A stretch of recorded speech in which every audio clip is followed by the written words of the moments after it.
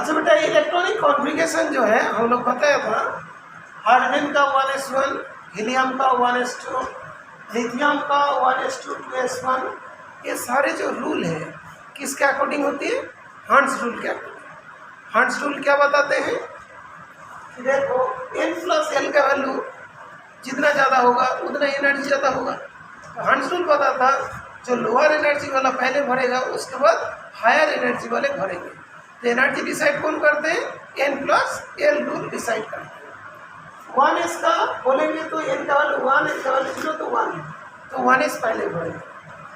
2s का बोलेंगे 2 + 0 that is 2, उसके बाद 2s भरेगा। 2p 2 + 1 दैट इज 3, तो क्या भरेगा? 2p भरेगा। और 3s 3 + 0 3, दोनों ही 3 है, लेकिन इसमें से लोअर एनर्जी कौन होगा? जिसका n की वैल्यू कम होगा। 2p के बाद कौन भरा? 3s भरा। 3s के बाद कौन भरा? 3p 3 + 1 that is 4। अभी 3d कितना? 3 + 2 5, तो अभी 4s कितना? 4 + 0 दैट इज 4।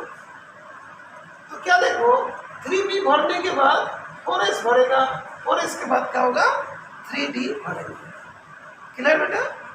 तो क्या है? 1s 2s 2p 3s 3p 4s 3d। तो ये वाला चीज़ पक्का ध्यान रखिएगा। तो इसीलिए हम लोग lithium, beryllium, boron, carbon, nitrogen, oxygen, fluorine, यहाँ तक आसान है। नियॉन 2p में चल रहा है, sodium 3s1, magnesium 3s2, aluminium 3p1, silicon 3p2, phosphorus 3p3, sulphur 3p4, chlorine 3p5, argon 3p6, potassium 4s1, calcium 4s2। तो 20 तक तो हो गया। लेकिन जैसे ही कैडमियम आएगा तो यहाँ पे तुम देखा 3p के बाद 3d नहीं भरा, कौन भरा? 4s। 4s के बाद कौन भरेगा? 3d भरेगा। ये जरूर इस चीज को ध्यान रखिएगा, यहाँ से जो है चेंजेस शुरू होता है। इसीलिए 9th क्लास के बुक में ओनली 18 तक ही दिया था, 18 के बाद नहीं दिया था, बिकॉज 18 के बाद रूल चेंज होता है, क्वांटम मैकेनिकल मॉडल की यूज होती है। ओके, यहाँ पे जब 3p भरने के बाद ही कौन भरते हैं? 4s भरते। फिर 2 तक हो जाने के बाद ही 4s भरने के बाद कहाँ पे जाता है? 3d में जाते हैं। 3d1 कौन है? स्कैंडियम 3d1, टाइटेनियम 3d2, उसके बाद वैनेडियम 3d3, क्रोमियम 3d4। फिर जैसे क्रोमियम आता है वहाँ पे भी कुछ रूल में चेंजेस होती है। वो किस में आता है? जो तुम्हारा एक्सेप्शनल केस। तो तुम्हारा जो एनसीईआरटी बुक होगा वहाँ पे देखो कि करीब 9-10 एक्सेप्शनल केसेस दिया है, तो तुमको एज इट इज ध्यान रखना पड़ेगा। ओके, अभी तो 11th क्लास है, छोटा सा सिलेबस है। 12th क्लास में तुमको तो एंटायर चीज पढ़ना पड़ेगा, ठीक है? अभी धीरे धीरे आते हैं।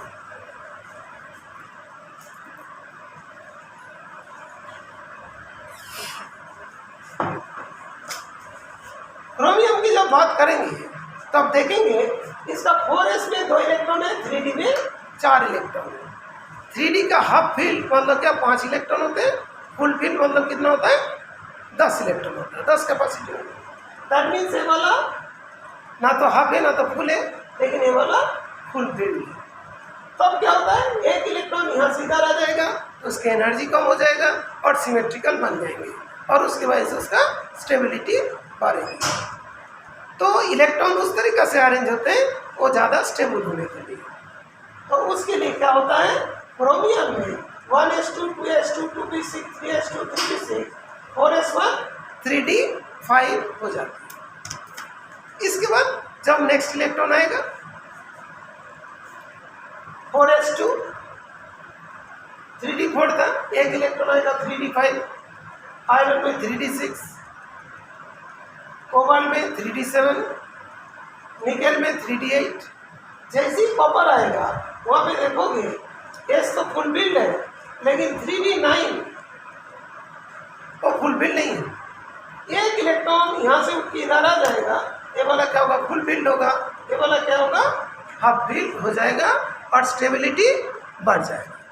तो इसका कॉन्फ़िगरेशन क्या होगा, 1s2, 2s2, 2p6, 3s2, 3p6, 4s1, 3d10। तो क्रोमियम एंड कॉपर ये दोनों एक्सेप्शनल केस के अंडर में है।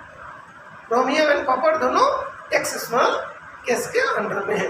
वहाँ पे जैसे एनसीईआरटी पढ़ोगे तो देखोगे यहाँ पे भी स्टार लिखा हुआ है, यहाँ पे भी स्टार लिखा हुआ है, देखो चेक करो स्टार लिखा ना। तो ये एक्सेप्शनल केस को तुमको अलग से ध्यान रखना, बाकी तो डायरेक्ट उसके अकॉर्डिंग चलेगा। तो अभी तक जितना हम लोग पढ़ा वहाँ से proper and chromium exceptional case है, बाकी तो एज इट इज आ जाए। ये बात क्लियर हुआ बेटा? ऑनलाइन में ये बात क्लियर है?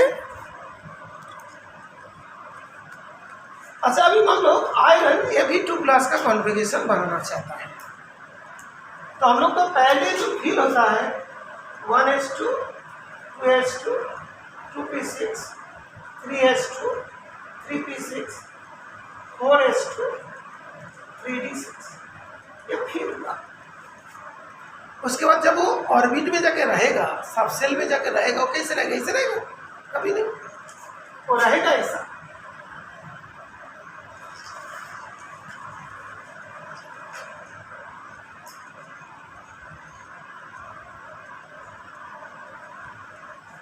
कभी भी इलेक्ट्रॉनिक कॉन्फ़िगरेशन बनाना बोलते हैं तुमको ये वाला बनाना पड़ेगा, इसलिए हमने किसी को कॉपी में टिक नहीं लगाया। कभी भी तुमको इलेक्ट्रॉनिक कॉन्फ़िगरेशन बताते हैं तो इस वाले को लिखना पड़ेगा, ये वाला नहीं, इसलिए हमने किसी का कॉपी में टिक नहीं लगाया। पहले 1s वाला रहेगा, 2 वाला रहेंगे, 3 वाला रहेंगे, 4 वाला रहेंगे, भरेंगे इस तरीका से, भरेंगे इस तरीका से, रहेंगे ऐसा, ठीक है। जैसे भरना है 3D जब भरेगा तो अंदर की तरफ भरेगा ना, 4s जब भरेगा आएगा बाहर की तरफ आएगा। ये तो फिल का रूल है, फिलिंग का। और ये वाला जैसे करके इलेक्ट्रॉन रहते हैं सेल के अंदर। ये बात क्लियर बेटा? फिलिंग और अरेंजमेंट दोनों बात समझ में आ गया? अभी देखो, अभी मान लो कि तो ये भी है, सपोज Fe2+ होगा, Fe2+ होगी तो क्या होगा, इस जगह से दोनों इलेक्ट्रॉन बाहर चला जाएगा। Fe2+ का कॉन्फ़िगरेशन क्या होगा, 1s2, 2s2, 2p6, 3s2, 3p6, 3d6, 4s वाला 0 हो गया। अच्छा, बोर्ड ब्लर है, बोर्ड इज ब्लर। तो बेटा अभी जो मैं कह रहा था कि जो Fe2+ जब हम पढ़ते हैं तभी जाके और अच्छे से क्लियर हो जाता है। तो पहले तो रूल्स आएगा, फील होगा, उसके बाद सेल के अकॉर्डिंग अरेंज होगा, उसके बाद इलेक्ट्रॉन बाहर जाएगा। ओके क्लियर बेटा? तो जैसे मैंने Fe2+ बोलेंगे तो 4s से इलेक्ट्रॉन चला जाएगा, तो और 4s खाली हो जाएगा, और ये वाला बचेगा। फिर बोले Fe3+ बोलेंगे तो क्या होगा बेटा? Fe3+ बोल दिया तो क्या होगा? 3d5 हो जाएगा। Yes, 1s2, 2s2, 2p6, 3s2, 3p6, 3d5। अभी हमने दिया था क्रोमियम 2+, क्रोमियम 2+, क्रोमियम का कॉन्फ़िगरेशन ये होती है, क्रोमियम 2+ होगा, क्रोमियम 2+ होगा। क्रोमियम का होता है 1s2, 2s2, 2p6, 3s2, 3p6, 3d5, 4s1। ये होता है क्रोमियम का कॉन्फ़िगरेशन, फाइनल कॉन्फ़िगरेशन। ओके, और यही वाला एग्जाम में लिखना पड़ेगा। और क्रोमियम 2+ बोलेगा तो 1s2, 2s2, 2p6, 3s2, 3p6, 3d5, 3d4 हो जाएगा, 4s1 0 हो जाएगा। तो डी में कितना देंगे? 4 हो जाएगा। यहाँ से इलेक्ट्रॉन चला जाएगा, यहाँ से इलेक्ट्रॉन चला जाएगा। प्रथम इसका क्या लिखा था क्रोमियम 2+ का?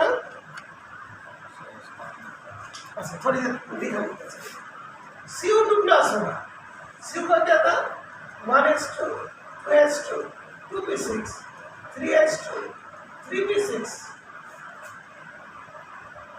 3d10 4s1 ये होता है कॉन्फ़िगरेशन। तो CO2 प्लस का क्या होगा 1s2 2s2 2p6 3s2 3p6 3d9 4s0 zero को नॉर्मली लिखता नहीं है। हाँ बेटा किट्टू क्लियर हुआ? कैसे करके इलेक्ट्रॉनिक कॉन्फ़िगरेशन फाइनल वाला लिखना पड़ते हैं, फिलिंग के बाद जो अरेंजमेंट है उस तरीक़ा से लिखना पड़ते हैं। और आयन के लिए क्या होता है आउटर मोस्ट सेल, उसको क्या बोलते थे वैलेंस सेल। उस वैलेंस सेल में वैलेंस इलेक्ट्रॉन होती है, जो सबसे आउटर वाले हैं वहाँ से इलेक्ट्रॉन आउट हो गया, वो वाला खत्म हो गया, उसका नेक्स्ट वाले से इलेक्ट्रॉन बाहर जाना शुरू कर। क्लियर बात? तो आज तुम लोग का ये टॉपिक हो गया electronic configuration as well as क्या आयन का इलेक्ट्रॉनिक कॉन्फ़िगरेशन। इसमें से मैंने कुछ क्वेश्चन पूछेंगे, जल्दी जल्दी आंसर कीजिएगा, जिसमें थोड़ा सा भी इधर उधर हो गया तो मार्क्स कम हो।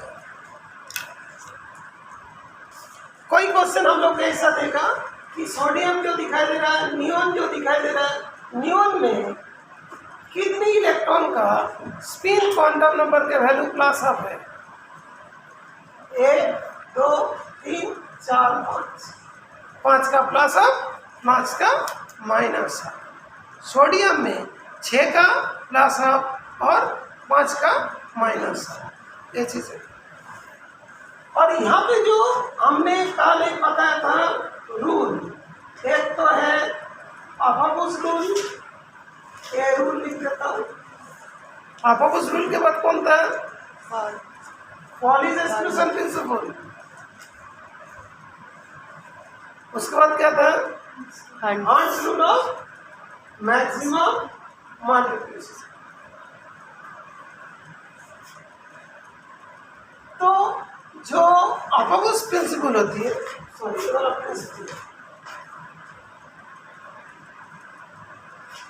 उसमें क्या होता है जो लोअर एनर्जी लेवल वाला पहले बनता है, उसको हायर एनर्जी लेवल वाला कहते हैं। पॉलीज एक्सक्लूजन प्रिंसिपल क्या बोलते हैं, एक ऑर्बिटल में 2 से ज़्यादा इलेक्ट्रॉन नहीं होगा। और हर्ट्ज रूल क्या बताते हैं, कोई भी पी ऑर्बिटल हो कि डी ऑर्बिटल हो,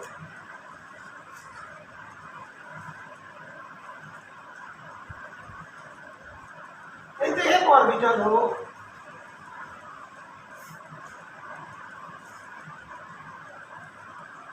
ये सारे जो ऑर्बिटल है, ऑर्बिटल में पहले वो सिंगली ऑक्युपाइड होता है, उसके बाद पेयरिंग स्टार्ट होता है। ये क्या होता है सिंगली ऑक्युपाइड हो जाएगी, उसके बाद पेयरिंग स्टार्ट। तो कौन सा सेल में होता है degenerate orbitals belonging to the same subshell. Okay, कब होती है तो pairing will start when each orbital is singly occupied. तो 3 स्टेटमेंट सबको याद है, एक बार सुनो। अफाबुस प्रिंसिपल सुनाओगे कोई ऑनलाइन में? अफाबुस प्रिंसिपल रोहन, एक बार इसको रिकॉर्ड करो। अच्छा बेटा, मैंने एक बार और बताता हूँ, जितना हम लोग पढ़े हैं उसके अंदर कुछ रूल्स है। कितना रूल बताया? 3 रूल बताया। अफाबुस प्रिंसिपल शॉर्ट में लिख दिया ए, पॉलीज एक्सक्लूजन प्रिंसिपल पीपी लिख दिया, और hertz rule of maximum multiplicity उसको भी लिख दिया।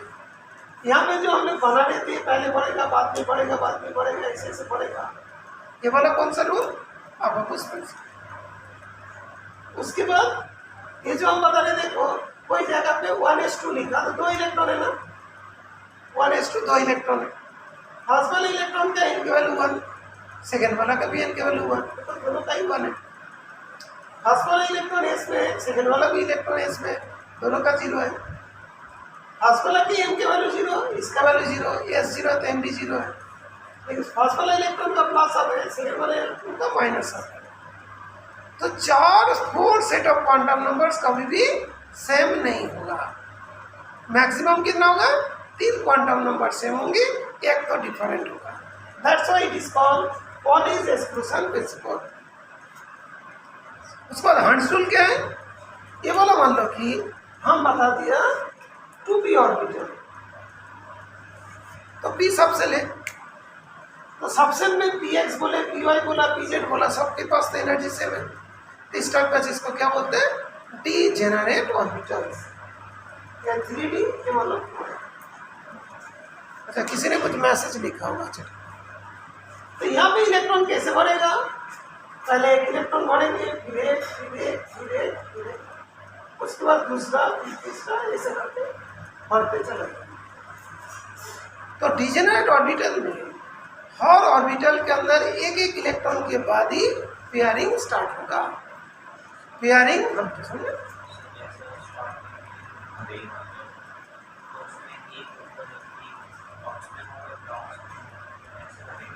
ऐसे पहले ये वाला भरा, आप स्पिन वाला भरा, आप स्पिन वाला भरेगा, उसके बाद डाउन स्पिन वाला भरा, ऐसा। ठीक है, पहले अप स्पिन बढ़ता है, उसके बाद डाउन, इस तरीका से पेयरिंग स्टार्ट है।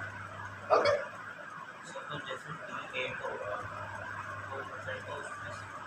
हाँ वो तो रहेगा। जैसे 3D 8 बोल दिया सबको, कैसा था?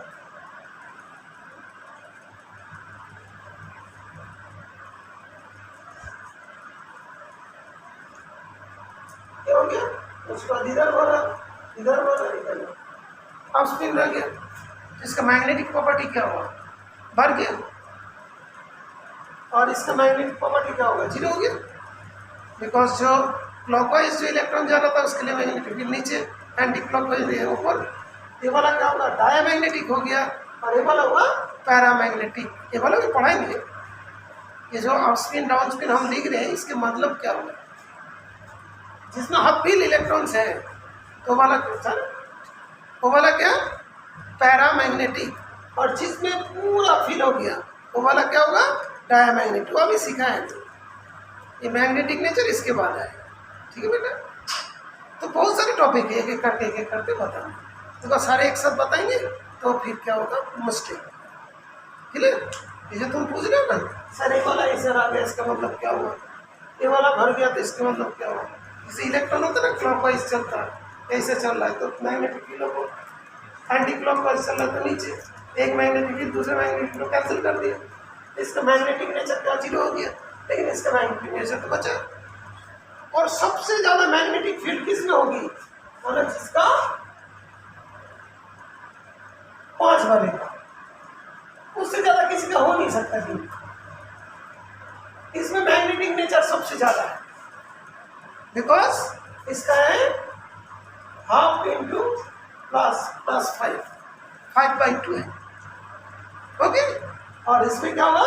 0 हो गया।